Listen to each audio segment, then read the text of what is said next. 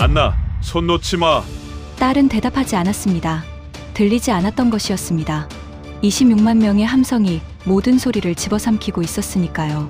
저는 더 세게 손을 쥐었습니다. 칼 벡터, 유럽문화정책연구소 수석연구위원, 25년 경력의 군중 안전 전문가. 그 순간 제 머릿속에는 단 하나의 계산만이 돌아가고 있었습니다. 이 밀도라면 사고까지 3분이 채 남지 않았다는 것이었습니다. 그런데 틀렸습니다. 완전히 처음부터 틀렸습니다. 26만 명이 만들어낸 광화문의 그 장면을 저는 평생 잊지 못할 겁니다. 여러분의 구독과 좋아요는 사랑입니다. 대한민국 화이팅을 댓글에 남겨주시면 감동이 더해지실 겁니다. 바로 이야기 들어가 볼까요? 아빠, 여기 사람이 너무 많은 거 아니에요? 딸의 목소리가 귓가에 맴돌았지만 저는 대답하지 않았습니다. 대답할 수가 없었습니다. 그 순간 제 머릿속에서는 이미 계산이 끝나 있었으니까요. 25년 동안 유럽 전역의 군중 현장을 누벼온 사람으로서 지금 눈앞에 펼쳐진 이 광경이 무엇을 의미하는지 저는 너무나 잘 알고 있었습니다. 26만 명이었습니다. 단 하나의 광장에 동시에 한꺼번에 몰린 숫자였습니다. 이건 공연장이 아니었습니다. 제 눈에는 재난 직전의 현장으로 보였습니다. 저는 칼 벡터입니다. 독일에서 태어나 유럽문화정책연구소에서 25년을 보낸 사람이죠. 월드컵, 올림픽, 록 페스티벌, 수십만 명이 몰리는 현장이라면 어디든 달려가 군중의 흐름을 분석하고 사고를 예방하는 일을 해왔습니다. 군중이 언제 통제되고 언제 폭발하는지를 연구한 논문으로 유럽학계에서 이름을 알린 사람이기도 하죠. 그리고 저는 25년의 경험을 통해 단 하나의 진실을 믿어왔습니다. 대규모 군중은 반드시 통제되어야 한다는 것입니다. 통제 없는 군중은 예외 없이 무너진다는 것이었죠. 그런 제가 왜 한국에 왔겠습니까? 딸 때문이었습니다. 안나는 제 딸입니다. 20대 초반의 아이인데 몇 년 전부터 BTS라는 한국 음악 그룹에 완전히 빠져들었습니다. 혼자서 한국어를 공부했고 한국 문화를 파고들었으며 이 공연을 위해 생애 첫 해외여행을 결심한 아이였죠. 솔직히 말씀드리겠습니다. 처음에 저는 못마땅했습니다. K-팝이라는 게 뭡니까? 기획사가 만들어낸 상품이고 화려한 포장지에 불과하며 길어야 몇 년 안에 사그라들 일시적인 유행이라고 생각했습니다. 유럽에서 수십 년을 보낸 문화경제학자의 눈에는 그것이 냉정한 현실이었으니까요. 그러나 안나의 눈빛은 달랐습니다. 며칠이 지나도 몇 달이 지나도 그 간절함은 흔들리지 않았습니다. 그런데 상황을 알고 나서 저는 더 불안해졌습니다. 티켓이 없는 공연이었습니다. 누구든 올 수 있었습니다. 돈도 없고 예약도 없고 제한도 없었습니다. 전문가로서 그것이 무엇을 의미하는지 저는 너무나 잘 알고 있었습니다. 티켓이 없다는 것은 통제할 수 있는 수단이 없다는 뜻이었으니까요. 예상 인원만 26만 명이었습니다. 저는 안나에게 말했습니다. 이건 위험하다고요. 그러나 안나는 듣지 않았습니다. 결국 제가 따라 나섰습니다. 아버지로서 선택이었지만 전문가로서는 최악의 현장으로 걸어 들어가는 것이었습니다. 군중 사고가 어떻게 시작되는지, 그 참혹한 결과가 얼마나 순식간에 벌어지는지를 누구보다 잘 아는 제가 딸을 그 한복판에 혼자 세울 수는 없었습니다. 저는 따라 나섰습니다. 아버지로서의 선택이었죠. 그러나 솔직히 말씀드리면 비행기 안에서 저는 이미 결론을 내리고 있었습니다.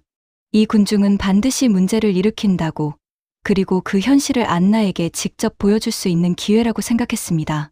광화문에 도착하는 순간 저는 말을 잃었습니다. 앞을 봐도 뒤를 봐도 어디를 둘러봐도 끝이 보이지 않는 인파였습니다.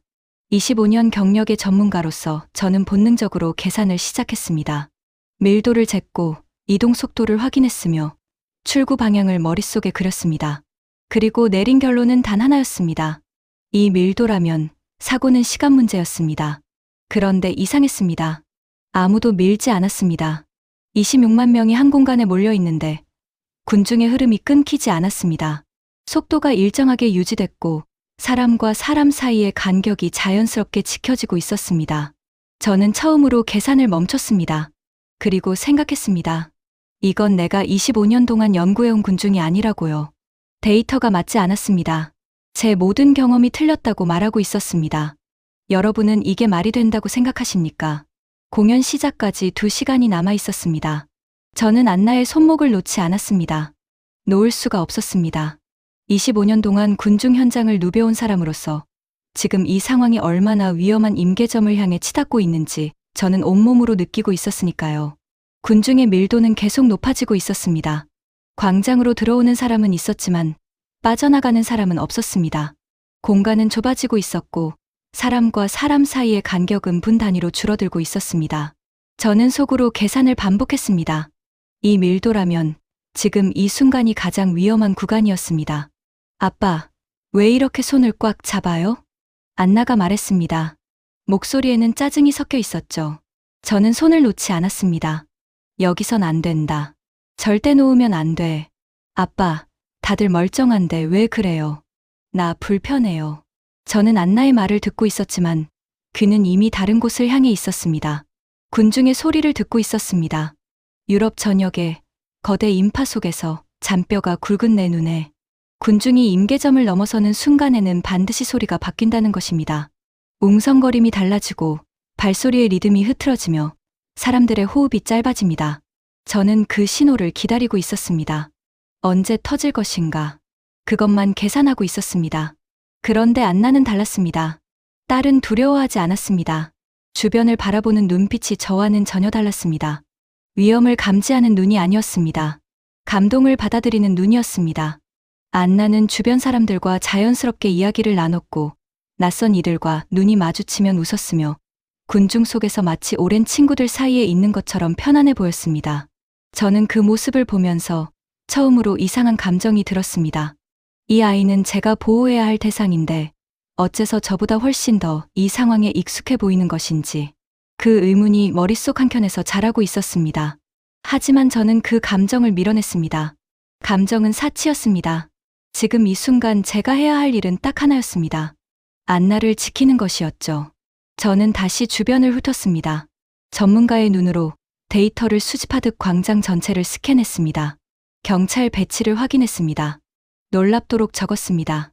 유럽의 대형 행사였다면 이 정도 인파에 수백 명의 경찰이 촘촘하게 배치됐을 것입니다. 그러나 이곳은 달랐습니다. 안내 요원도 눈에 띄지 않았습니다. 방송으로 군중을 통제하는 목소리도 들리지 않았습니다. 저는 믿을 수가 없었습니다. 이 상황에서 이 정도의 통제 인력이라면 이미 늦었습니다. 사고는 이미 시작된 것이나 다름없었습니다. 안나, 출구 위치 확인했지? 네. 왜요? 비상 상황에는 절대 군중 방향으로 따라가면 안 돼. 반대 방향으로 빠져나와야 한다. 알겠어? 안나는 저를 물끄러미 바라봤습니다. 그리고 천천히 입을 열었습니다.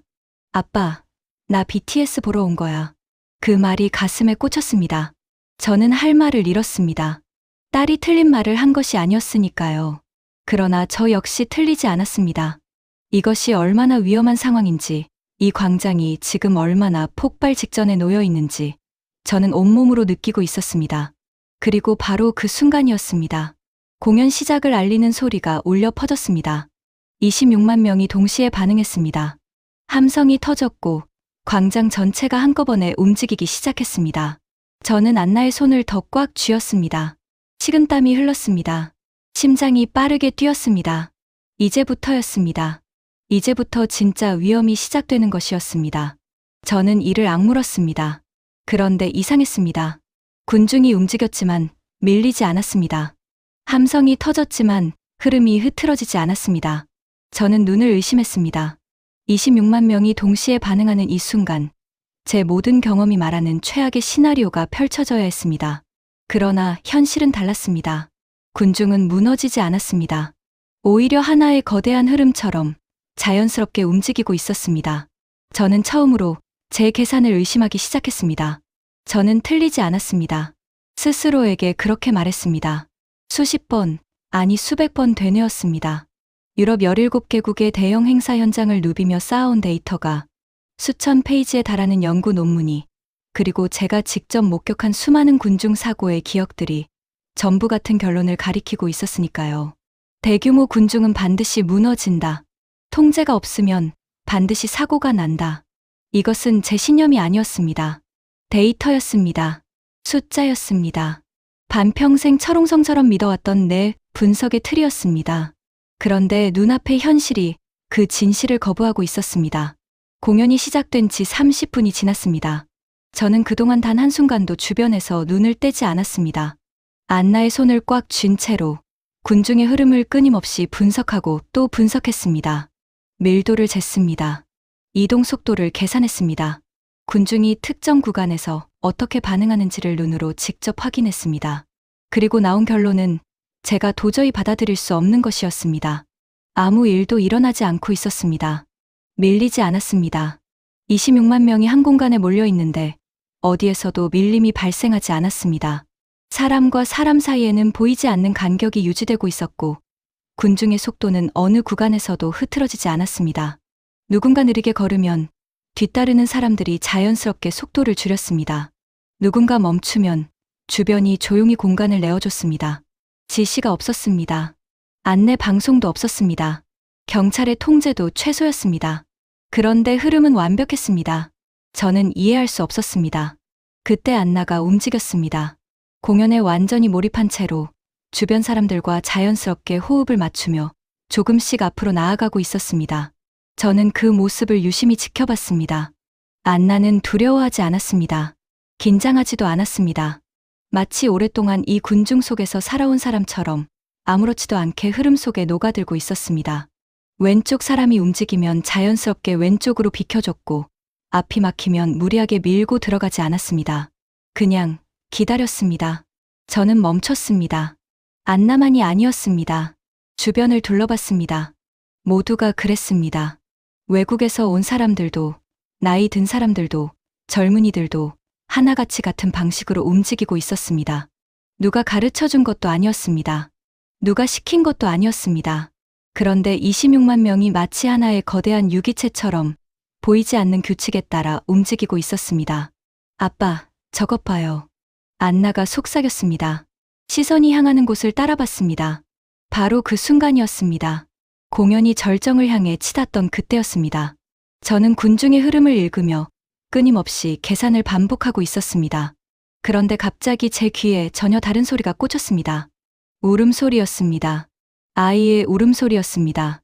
26만 명의 함성 속에서 그 작고 가느다란 소리가 어떻게 들렸는지 지금도 모르겠습니다. 그러나 분명히 들렸습니다. 저는 소리가 나는 방향으로 고개를 돌렸습니다. 서너 살배기 아이였습니다. 군중 한가운데 혼자 서서 울고 있었습니다. 부모가 보이지 않았습니다. 저는 그 순간 등골이 서늘해졌습니다. 이 밀도에서 아이가 혼자라는 것이 무엇을 의미하는지 저는 너무나 잘 알고 있었습니다. 군중은 앞을 보고 움직입니다. 발 아래를 보지 않습니다. 아이가 한번 쓰러지는 순간, 그 다음은 상상조차 하기 싫었습니다. 저는 이미 몸을 움직이고 있었습니다. 그런데 제가 움직이기도 전에 일이 벌어졌습니다. 아이 주변 사람들이 먼저 반응했습니다. 누가 먼저랄 것도 없이 아이를 중심으로 자연스럽게 원이 만들어지기 시작했습니다. 사람들이 뒤로 한 발씩 물러서며 아이 주변에 공간을 내어준 것이었습니다. 그 비좁은 공간에서 아이 하나를 위한 자리가 생겨났습니다. 한 여성이 아이 앞에 쪼그려 앉았습니다.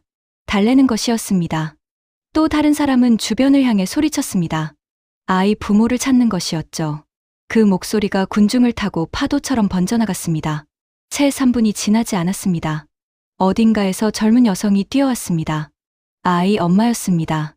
아이는 엄마 품에 안겼고 주변 사람들은 아무 일도 없었다는 듯 다시 무대를 바라봤습니다. 저는 그 장면을 보면서 말을 잃었습니다. 유럽의 대형 행사였다면 어땠겠습니까? 군중 속에서 아이가 울음을 터뜨리는 순간 주변은 패닉에 빠집니다. 부모를 찾겠다고 사람들이 우왕좌왕하고 그 혼란이 또 다른 혼란을 만들어냅니다. 수십만 명이 몰린 공간에서 아무도 시키지 않았는데 아이 하나를 위해 군중이 스스로 움직였습니다. 이건 군중이 아니다. 저도 모르게 중얼거렸습니다. 이상하다. 뭐가요? 안나가 물었습니다. 저는 대답하지 못했습니다.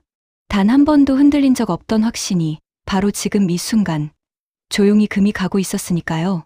처음에는 아주 작은 균열이었습니다.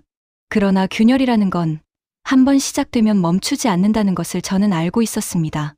저는 틀렸을지도 모른다는 생각이 처음으로 머릿속을 스쳤습니다. 공연이 절정을 향해 치닫고 있었습니다.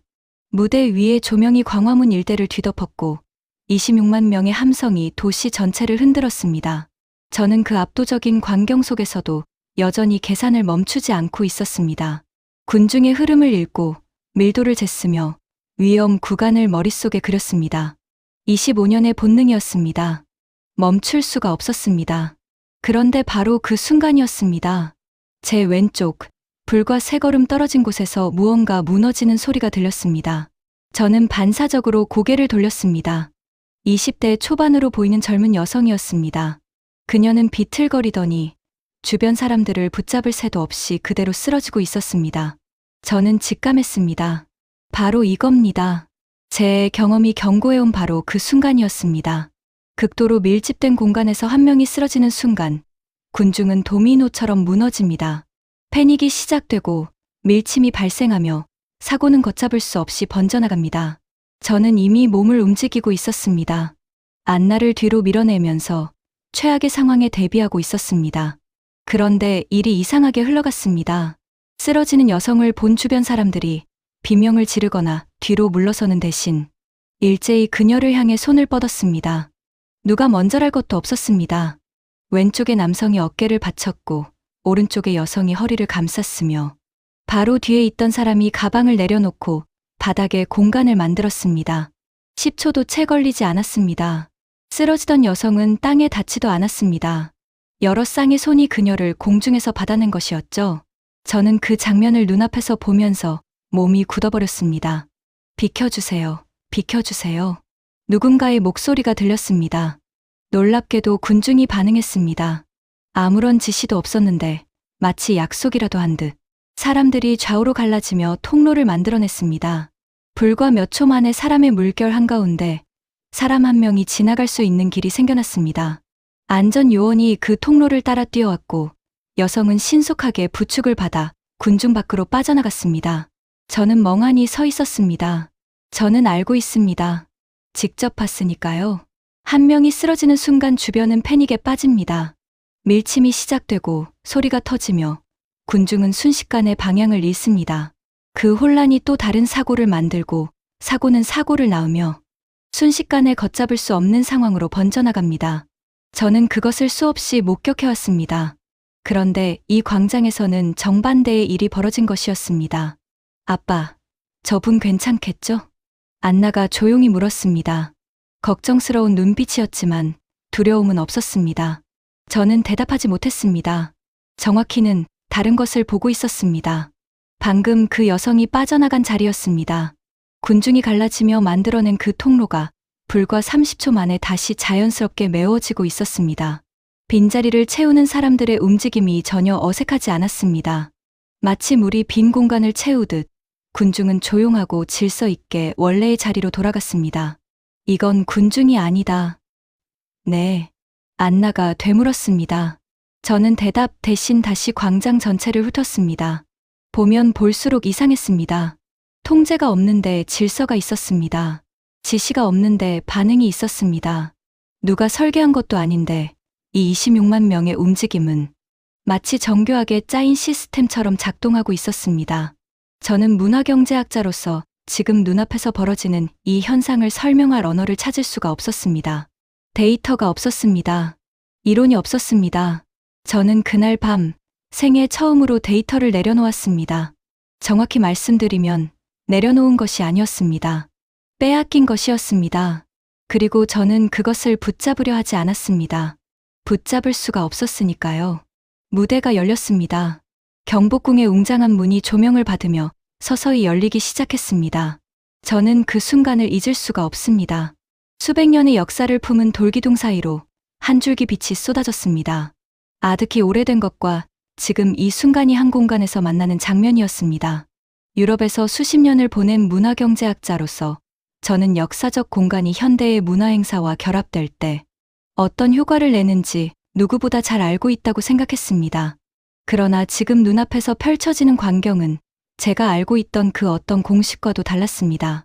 이건 연출이 아니었습니다. 이건 역사가 살아 숨쉬는 장면이었습니다. 왕의 길이었습니다. 수백 년 전 이 나라의 왕이 걷던 그 길 위로 지금 이 시대의 젊은이들이 걸어 나오고 있었습니다. 저는 그 장면을 보면서 가슴 어딘가에서 무언가가 조용히 흔들리는 것을 느꼈습니다. 설명할 수 없는 감각이었습니다. 데이터로 측정할 수 없는 것이었습니다. 저는 그 감각을 외면하려 했습니다. 그러나 외면이 되지 않았습니다. 그리고 소리가 들렸습니다. 처음에는 아주 작게 시작됐습니다. 어디선가 흘러나오는 선율이었는데 저는 그것이 무엇인지 알지 못했습니다. 그러나 26만 명은 알고 있었습니다. 광장 전체가 반응했습니다. 함성이 아니었습니다. 탄성도 아니었습니다. 그것은 말로 표현하기 어려운 깊은 곳에서 올라오는 울림이었습니다. 사람들은 일제히 조용해졌고 그 고요함 속에서 선율이 점점 크게 퍼져나갔습니다. 나중에 안나에게 물었습니다. 그게 무엇이냐고요? 아리랑이라고 했습니다. 저는 아리랑을 몰랐습니다. 한국의 전통 민요라는 것도 이 나라 사람들에게 어떤 의미를 지니는 노래인지도 알지 못했습니다. 그러나 그 선율이 광장을 가득 채우는 순간 저는 알 수 없는 감정에 사로잡혔습니다. 언어를 이해하지 못해도 그 음악이 품고 있는 것이 무엇인지 온몸으로 느껴졌습니다. 그것은 슬픔이었지만 슬프지 않았고 그리움이었지만 낯설지 않았습니다. 수백 년의 세월이 응축된 소리였습니다. 한 민족이 수천 년 동안 가슴에 품어온 이야기가 그 선율 안에 고스란히 담겨 있었습니다. 26만 명이 함께 노래를 불렀습니다. 저는 그 장면을 보면서 말을 잃었습니다. 한국어를 모르는 외국인들도 있었습니다. 그러나 그들도 눈물을 흘리고 있었습니다. 이유를 알지 못해도 언어가 달라도 그 음악이 전하는 감정은 국경을 넘어 사람의 가슴 깊은 곳을 건드리고 있었습니다. 저는 문화가 사람을 움직이는 메커니즘을 수십 년간 분석해왔습니다. 그러나 그것은 언제나 숫자였고 데이터였으며 이론이었습니다. 지금 이 순간 제 눈앞에서 벌어지고 있는 것은 어떤 이론으로도 설명되지 않는 것이었습니다. 아빠, 안나가 조용히 불렀습니다. 아빠, 들려요? 저는 그때서야 안나를 바라봤습니다. 딸의 두 뺨 위로 눈물이 흐르고 있었습니다. 그러나 안나는 슬프지 않았습니다. 그 눈빛은 슬픔이 아니었습니다. 무언가 거대하고 아름다운 것에 압도된 사람의 얼굴이었습니다. 저는 그 얼굴을 바라보다가 그만 고개를 돌려야 했습니다. 제 눈에도 눈물이 맺혀 있었으니까요. 저는 이해할 수 없었습니다. 저는 독일인입니다. 감정보다 이성을 믿는 사람이고 숫자 앞에서 흔들리지 않는 사람이며 어떤 현장에서도 냉정함을 잃은 적 없는 사람이었습니다. 그런 제가 한국의 민요 한 곡에 말도 이해하지 못하는 노래 한 곡에 눈물을 흘리고 있었습니다. 이건 음악이 아니었습니다. 이건 나라였습니다. 공연이 끝났습니다. 그리고 저는 다시 전문가로 돌아왔습니다. 눈물을 닦았습니다. 감정을 밀어냈습니다. 아리랑이 남긴 여운도, 왕의 길 위에서 느꼈던 그 알 수 없는 떨림도 전부 머릿속 한켠으로 밀어 넣었습니다. 지금 이 순간 감상에 젖어 있을 때가 아니었습니다. 공연이 끝난 직후야말로 군중 사고가 가장 빈번하게 발생하는 시간이라고요. 흥분 상태의 군중이 동시에 이동을 시작하는 순간, 그것이 가장 위험한 순간이었습니다. 저는 이를 악물었습니다. 지금부터였습니다. 안나, 손 잡아. 아빠, 끝났잖아요. 이제 괜찮지 않아요? 끝난 게 아니다. 지금부터가 진짜다. 안나는 제 표정을 보더니 더 이상 말을 잇지 않았습니다. 저는 다시 광장 전체를 훑기 시작했습니다. 26만 명이 동시에 움직이기 시작하고 있었습니다. 출구는 한정돼 있었고 사람들은 한꺼번에 같은 방향으로 쏟아지고 있었습니다. 저는 머릿속으로 빠르게 계산했습니다. 이 밀도에서 이 속도라면 출구 앞 병목 구간에서 압사 위험이 발생하기까지 채 10분이 걸리지 않을 것이었습니다. 유럽의 대형 공연장에서 제가 수십 번 목격해온 바로 그 패턴이었습니다. 저는 안나를 옆 건물 쪽으로 이끌었습니다. 왜요? 군중이 빠져나갈 때까지 기다린다. 절대 저 흐름 속으로 들어가면 안 된다. 그럼 언제까지요? 1시간이든 2시간이든 안전해질 때까지. 안나는 한숨을 쉬었지만 따랐습니다. 저는 건물 벽에 등을 기댄 채로 군중의 흐름을 지켜보기 시작했습니다. 초조했습니다. 언제 터질 것인가? 어느 구간에서 먼저 무너질 것인가? 사고가 나면 어느 방향으로? 안나를 이끌 것인가? 머릿속에서 시나리오를 반복해서 돌렸습니다. 식은땀이 등줄기를 타고 흘렀습니다. 그런데 5분이 지났습니다. 아무 일도 없었습니다. 저는 다시 광장을 봤습니다. 군중은 여전히 이동하고 있었습니다. 그러나 이상했습니다. 밀리지 않았습니다. 출구를 향해 이동하는 26만 명의 흐름이 어디에서도 엉키지 않고 있었습니다. 사람들은 빠르지도 느리지도 않은 속도로 자연스럽게 빠져나가고 있었습니다. 저는 눈을 의심했습니다. 출구 앞 병목 구간을 집중해서 봤습니다. 그곳에서도 마찬가지였습니다. 사람들은 차례를 지키고 있었습니다. 누가 시킨 것도 아니었습니다. 그냥 지키고 있었습니다. 10분이 지났습니다. 여전히 아무 일도 없었습니다. 저는 벽에서 등을 떼고 앞으로 나왔습니다. 더 잘 보기 위해서였습니다. 방향을 바꿔가며 여러 구간을 확인했습니다. 결과는 같았습니다. 어느 구간에서도 밀림이 없었고 어느 출구에서도 병목이 생기지 않았습니다. 26만 명이 마치 처음부터 이 동선을 연습이라도 해온 것처럼 조용하고 질서 있게 광장을 빠져나가고 있었습니다. 20분이 지났습니다. 저는 그 자리에 서서 아무 말도 할 수 없었습니다. 아빠, 안나가 조용히 다가왔습니다. 다들 잘 가고 있잖아요. 제 머릿속에는 지금 이 순간에도 25년치 데이터가 돌아가고 있었습니다. 그리고 그 데이터가 내놓는 결론은 단 하나였습니다. 이건 불가능하다는 것이었습니다. 이 규모의 군중이 이 정도의 통제 인력으로 이처럼 완벽하게 해산되는 것은 제가 알고 있는 어떤 이론으로도 설명되지 않는 일이었습니다. 그러나 눈앞에서 벌어지고 있었습니다. 저는 그 순간 처음으로 인정했습니다. 입 밖으로 꺼낸 것은 아니었습니다. 그러나 마음속 가장 깊은 나는 틀렸다. 그 말을 마음속으로 인정하고 난 뒤에도 저는 한동안 그 자리를 떠나지 못했습니다. 군중은 여전히 광장을 빠져나가고 있었습니다. 사람들이 떠나고 있었지만 그 열기는 사그라들지 않았습니다. 오히려 반대였습니다. 광장 밖으로 나가면서도 사람들은 노래를 불렀습니다. 서로를 끌어안았고 눈물을 훔치면서도 웃었으며 방금 전까지 함께 울던 낯선 사람과 사진을 찍었습니다. 질서 있게 빠져나가면서도 그 감동만큼은 놓지 않으려는 것이었습니다. 26만 명이 해산하는 장면이었는데 그것이 축제의 끝이 아니라 축제의 연장처럼 느껴졌습니다. 안나도 울고 있었습니다. 소리 내어 울었습니다. 평소에 감정을 잘 드러내지 않던 아이가 낯선 나라의 낯선 광장에서 주변 사람들과 함께 목 놓아 울고 있었습니다. 저는 그 모습을 바라보다가 딸의 어깨에 손을 얹었습니다. 안나는 뒤돌아보지 않았습니다. 그냥 제 손을 꼭 잡았습니다. 저는 더 이상 아무 말도 할 수 없었습니다.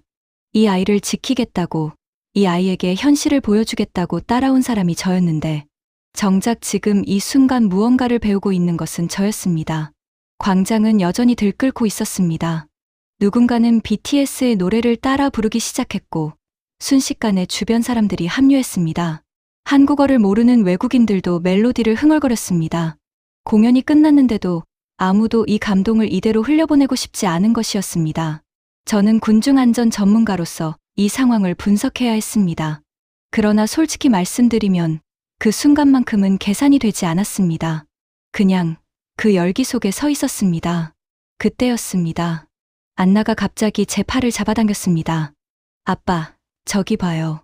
저는 반사적으로 고개를 돌렸습니다. 또 무슨 사고가 난 것인가. 순간 온몸이 긴장했습니다. 그러나 안나가 가리키는 곳을 보는 순간 저는 전혀 다른 이유로 그 자리에 굳어버렸습니다. 광장 한켠이었습니다. 70대로 보이는 노인 한 분이 있었습니다. 주변은 온통 흥분과 열기로 가득 찼는데 여기저기서 노래가 터져 나오고 사람들이 서로를 끌어안으며 소리를 지르는 그 한복판에서 그 노인만은 전혀 다른 세계에 있었습니다. 허리를 굽히고 맨손으로 바닥에 떨어진 쓰레기를 하나씩 집어 들고 있었습니다. 공연 관객도 아니었고 행사 관계자도 아니었습니다. 그냥 그 자리를 지나가던 노인이었습니다. 그 뜨거운 흥분의 소용돌이 속에서 그 노인에게는 오직 바닥만 보이고 있었습니다. 저는 그 장면에서 눈을 뗄 수가 없었습니다. 그로부터 채 1분이 지나지 않았습니다. 공연 여운에 취해 친구와 함께 BTS 노래를 목청껏 부르던 20대 젊은 남성이 그 노인 옆을 지나쳤습니다. 그러다 멈췄습니다. 노래를 멈추고 뒤돌아봤습니다. 노인을 바라보는 시간이 불과 3초였습니다. 그 젊은이는 친구에게 가방을 맡기고 아무 말 없이 노인 옆에 쪼그려 앉았습니다. 그리고 함께 죽기 시작했습니다. 노인과 젊은이 사이에 대화가 없었습니다. 눈짓도 없었습니다. 그냥 그렇게 됐습니다. 주변은 여전히 시끄러웠습니다. 그 뜨겁고 시끌벅적한 흥분의 한가운데에서 두 사람만이 아무 말 없이 조용히 바닥을 향해 손을 뻗고 있었습니다. 저는 그 장면의 대비가 너무나 강렬해서 발걸음을 뗄 수가 없었습니다. 그리고 또 한 명이 합류했습니다. 30대 여성이었습니다. 방금까지 친구와 껴안고 눈물을 훔치던 사람이었습니다. 그녀는 두 사람을 보더니 닦던 눈물을 그대로 손등에 묻힌 채로 바닥에 손을 뻗었습니다. 그 옆으로 또 한 명이 왔습니다. 공연 영상을 돌려보던 외국인 젊은이였습니다. 그도 잠깐 멈추더니 전화기를 주머니에 넣고 허리를 굽혔습니다. 그리고 또 한 명이, 또 한 명이 누구도 서로에게 말을 걸지 않았습니다. 누구도 부탁하지 않았습니다. 광장은 여전히 축제의 열기로 들끓고 있었지만 그 소음과 흥분 속에서 작고 조용한 움직임이 파도처럼 번져나가고 있었습니다. 아빠, 안나가 제 발 앞을 가리켰습니다. 종이컵 하나가 떨어져 있었습니다. 저는 천천히 몸을 숙였습니다.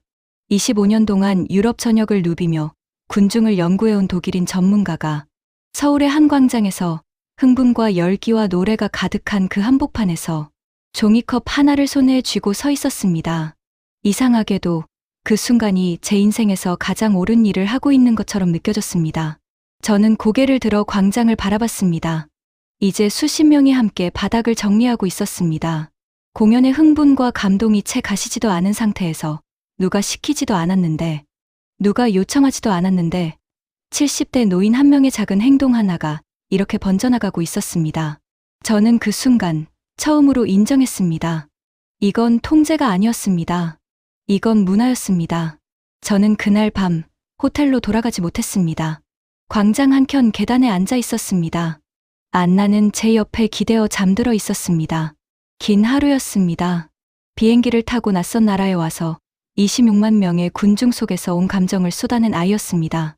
저는 잠든 딸의 얼굴을 바라보다가 고개를 들어 광장을 봤습니다. 사람들은 여전히 조금씩 빠져나가고 있었습니다. 그리고 방금 전까지 수십 명이 손을 모아 정리했던 그 광장은 믿을 수 없을 만큼 깨끗했습니다. 바람만이 조용히 그 자리를 지나고 있었습니다. 저는 오랫동안 그 광경을 바라봤습니다. 25년 동안 저는 단 하나의 진실을 믿었습니다. 대규모 군중은 반드시 통제되어야 한다는 것이었습니다. 지시가 있어야 움직이고 명령이 있어야 질서가 생기며 강제가 없으면 반드시 무너진다는 것이었습니다. 그것이 제 학문의 뿌리였고 제 경력의 근거였으며 제가 세상을 바라보는 방식이었습니다. 저는 그 진실을 한 번도 의심한 적이 없었습니다. 의심할 이유가 없었으니까요. 그런데 오늘 그 모든 것이 무너졌습니다. 통제 없이 질서가 있었습니다. 명령 없이 배려가 있었습니다. 지시 없이 선함이 퍼져나갔습니다. 26만 명이 한 공간에 모였고 그 누구도 강요하지 않았는데 사람들은 서로를 밀지 않았습니다. 넘어지는 사람을 받아냈습니다. 노인의 작은 행동 하나에 낯선 이들이 말없이 손을 보탰습니다.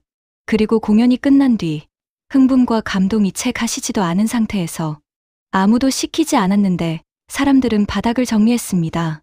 저는 그것을 눈으로 직접 봤습니다. 데이터가 아니었습니다. 이론이 아니었습니다. 제 두 눈으로 본 현실이었습니다. 저는 그때 처음으로 이런 생각을 했습니다. 어쩌면 질서란 위에서 만들어지는 것이 아닐지도 모른다고요. 어쩌면 진짜 질서는 사람과 사람 사이에서 자연스럽게 피어나는 것일지도 모른다고요. 그리고 그것이 가능한 나라가 세상에 존재한다는 것을요. 저는 그 나라를 오늘 처음으로 제대로 봤습니다. 아빠, 앉아요? 안나가 눈을 비비며 고개를 들었습니다. 저는 웃었습니다. 딸의 머리카락을 쓸어 넘겨줬습니다. 못 자겠다. 왜요? 저는 잠시 광장을 바라봤습니다. 그리고 천천히 입을 열었습니다. 안나, 아빠가 틀렸다. 안나는 아무 말도 하지 않았습니다. 그냥 저를 바라봤습니다. 아빠가 이 나라를 몰랐어. 그동안 전 세계를 다니면서 사람들을 연구하면서 정작 가장 중요한 걸 놓치고 있었어. 뭐요? 저는 대답하지 않고 광장을 가리켰습니다. 깨끗한 광장이었습니다. 26만 명이 다녀간 자리였습니다. 아무것도 남기지 않은 사람들의 흔적이었습니다. 안나는 그 광장을 바라보다가 조용히 고개를 끄덕였습니다. 말이 필요 없었습니다. 그 아이는 이미 알고 있었습니다. 처음부터 알고 있었습니다. 저만 몰랐던 것이었습니다. 저는 그 순간 눈물이 났습니다. 창피하지 않았습니다. 감정보다 이성을 믿어온 독일인이 서울의 한 광장 계단에 앉아 눈물을 흘리고 있었지만 전혀 창피하지 않았습니다. 오히려 그 반대였습니다. 오랫동안 잘못된 방향을 바라보고 살았던 사람이 이제야 제대로 된 것을 보게 된 것 같은 기분이었습니다. 늦었지만 그래도 볼 수 있어서 다행이라는 기분이었습니다. 저는 지금 이 자리에서 한 가지를 여러분께 말씀드리고 싶습니다. 저는 한국을 과소평가했습니다. K-팝은 일시적 유행이라고 했습니다. 이 나라의 군중은 반드시 사고를 낼 것이라고 했습니다. 한국은 그냥 작은 나라이고 이 모든 것은 과장된 열풍일 뿐이라고 생각했습니다. 그러나 틀렸습니다. 완전히 처음부터 틀렸습니다. 이 나라는 달랐습니다. 통제하지 않아도 질서가 있는 나라였습니다. 명령하지 않아도 배려가 흐르는 나라였습니다. 강요하지 않아도 선함이 전염되는 나라였습니다. 이런 나라는 처음이었습니다. 이런 사람들은 처음이었습니다. 안나가 제 손을 잡았습니다. 아빠, 잘 왔죠? 저는 그 말에 대답하지 못했습니다. 목이 메었습니다. 고개만 끄덕였습니다. 안나는 그런 저를 보며 빙긋 웃었습니다. 그 웃음이 그 어떤 데이터보다, 그 어떤 논문보다 훨씬 많은 것을 말하고 있었습니다. 그날 밤 서울의 한 광장에서 저는 처음으로 사람을 봤습니다. 그게 한국이었습니다. 끝까지 시청해 주셔서 감사합니다. 더 나은 영상으로 찾아뵙겠습니다.